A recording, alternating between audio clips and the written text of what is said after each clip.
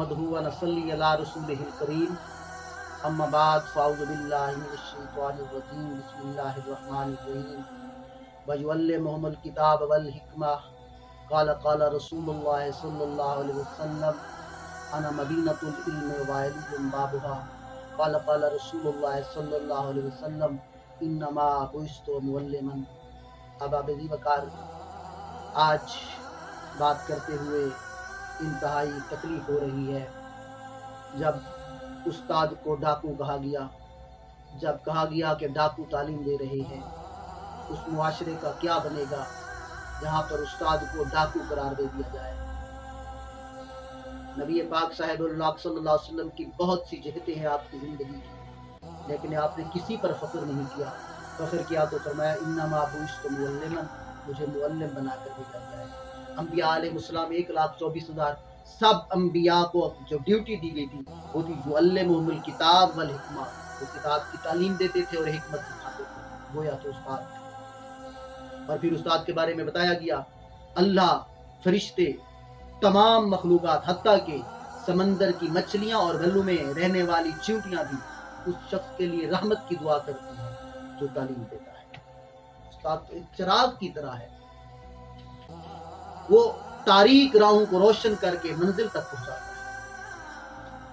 और किसी ने क्या खूबसूरत बात कही थी, उस्ताद भी और वालिदैन भी काबिल एहतराम, काबिल इज्जत, मगर जब मैं देखता हूँ वालिदैन तो वो है जो आसमान की बुलंदियों से मुझे जमीन कर रहा है, उस्ताद ही वो हस्ती है जो जमीन के पाताल से उठाकर मुझे आसमान की फलकदोज़ पहाड़ियों से ऊपर ले जाती है। और जिब्राइल अमीन आए, सहाबा को बैठने का तरीका, जब पैगंबर तालीम दे रहे हो तो कैसे बैठा जाए, सहाबा फरमाते हैं हम ऐसे बैठते थे, हमें ऐसे तालीम दिया गया कि हम ऐसे बैठते थे गोया हमारे सर पर परिंदा बैठा हुआ, हमने थोड़ा सा सर को हिलाया तो परिंदा उड़ जाए। फरमाया गया एक इंसान के 3 बाप होते हैं,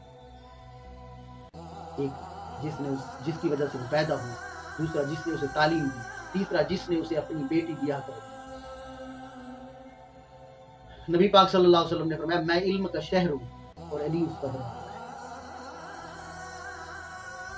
और इल्म की शान में कितनी अहादीस वारे हैं, मुअल्लिम की कितनी शान है, हमारे अकाबिरीन मुअल्लिम की कितनी रिस्पेक्ट करते थे, एहतराम करते थे।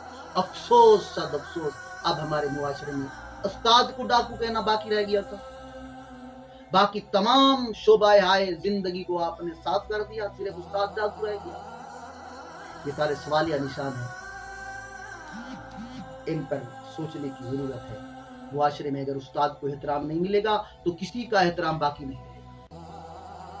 हम इस बात की भरपूर मजम्मत करते हैं, उस्ताद को डाकू कहना, इसकी भरपूर मजम्मत की जाती है, भरपूर मजम्मत की जाती है, भरपूर मजम्मत की जाती है। अपने अल्फाज वापस लिए जाने चाहिए, उस्ताद को उसका एहतराम मिलना चाहिए।